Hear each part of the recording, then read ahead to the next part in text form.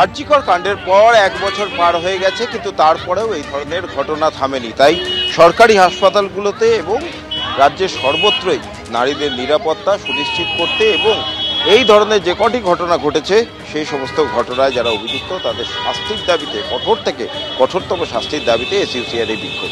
Camera Sandeep Sadhukar সঙ্গে Bratadip Bhattacharya, ABP আনন্দ, কলকাতা।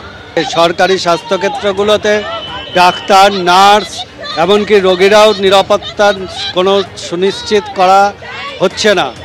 অভয়াকাণ্ডের পরেও আমরা দেখলাম কসবা ল কলেজ, দুর্গাপুর, কল্যাণী এবং এসএসকেএম সুপার স্পেশালিটি হসপিটাল, সেখানে নাবালিকা রোগিনীর ওপর এই অত্যাচার চলছে।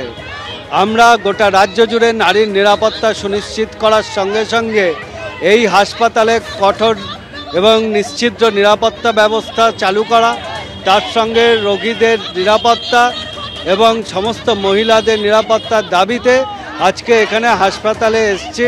আমাদের বিক্ষোভ চলছে। আমরা সুপারের কাছে এবং ওসি আউটপোস্টের কাছে ইতিমধ্যেই ডেপুটেশন দিয়েছি।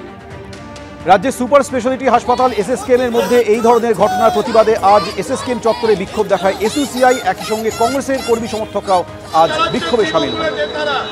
তার প্রতিবাদে আজকে আমরা দক্ষিণ কলকাতা জেলা থেকে এখানকার সুপারিনটেন্ডেন্টকে একটা ডেপুটেশন দেবো। অভিযোগ খুব স্পষ্ট, সুপার স্পেশালিটি হাসপাতাল খুলে রেখেছেন, মেডিকেল কলেজ এটা।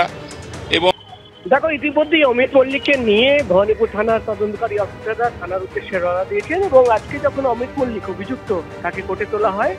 সরকারি আইনজীবী পক্সো কোর্টে তোলা হয়েছিল এবং পুলিশের তরফে যে কেস ডায়েরি কোর্টে জমা দেওয়া হয়েছিল, সেখানে রিমান্ড প্রেয়ার করা হয় এবং রিমান্ড প্রেয়ারের সঙ্গে অভিযুক্ত এবং নাবালিকা দুজনের ডিএনএ স্যাম্পল কালেকশনের আবেদন পুলিশের তরফে করানো হয়েছে এবং মেডিকেল টেস্ট করানোর আবেদন ছিল। প্রত্যেকটি আবেদন যেটা পুলিশের তরফে করা হয়েছিল সেটা অ্যাকসেপ্ট হয়েছে।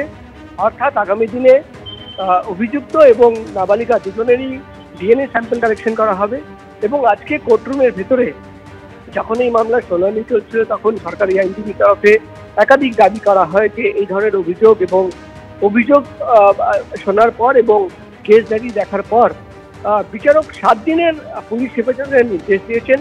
এই 7 দিনের একেবারে অভিযুক্ত অমিত মল্লিককে 7 দিনের পুলিশ হেফাজতের নির্দেশ দিয়েছে আদালত। ধন্যবাদ প্রকাশ। আর এই অভিযুক্ত অমিত মল্লিক নিজেকে শিশুরোগ বিশেষজ্ঞ বলে পরিচয় দিয়ে নাবালিকাকে যৌন নির্যাতন করেছে বলে অভিযোগ। এসএসকেএম কাণ্ডে পুলিশের হাতে সিসি ফুটেজ এসেছে। ইউনিফর্ম পরা অবস্থায় নাবালিকাকে অভিযুক্তর শৌচাগারে নিয়ে যাওয়ার ছবি রয়েছে এই সিসিটিভি ফুটেজে। বুধবার এসএসকেএম হাসপাতালের ওপিডিতে ডাক্তার দেখাতে এসেছিল এই নাবালিকা। ওপিডির টিকিট করাতে গিয়েছিল তার মা। দাদুর সঙ্গে বসেছিল সেই নাবালিকা। তখন নিজেকে শিশুরোগ বিশেষজ্ঞ পরিচয় দেয় অভিযুক্ত অমিত মল্লিক। শিশুরোগ বিশেষজ্ঞ বলে ট্রমা কেড়ে শৌচাগারে নিয়ে গিয়ে যৌন হেনস্থা করা হয় বলে অভিযোগ অমিতের বিরুদ্ধে।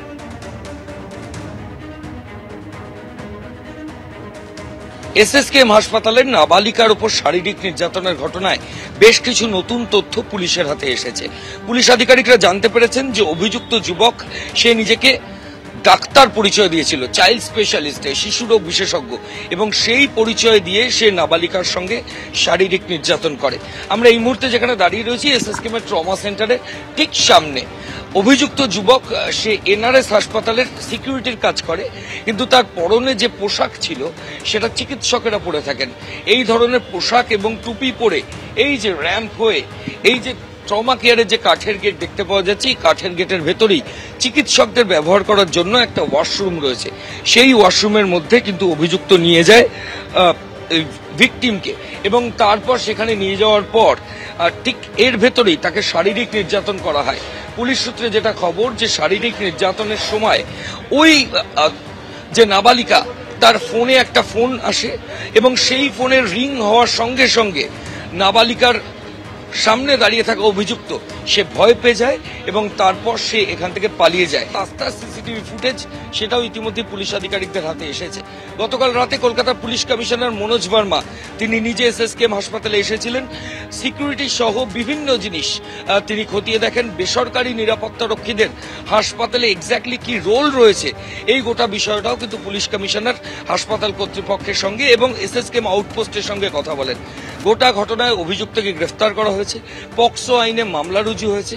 আজকে ফের তাকে আদালতে তোলা হবে, কিন্তু মোটিভ এবং গোটা ঘটনার পেছনে আরো নতুন কিছু আছে কিনা তার জন্য তাকে হেফাজতে নেওয়া প্রয়োজন বলেই তদন্তকারী আধিকারিকরা মনে করছেন।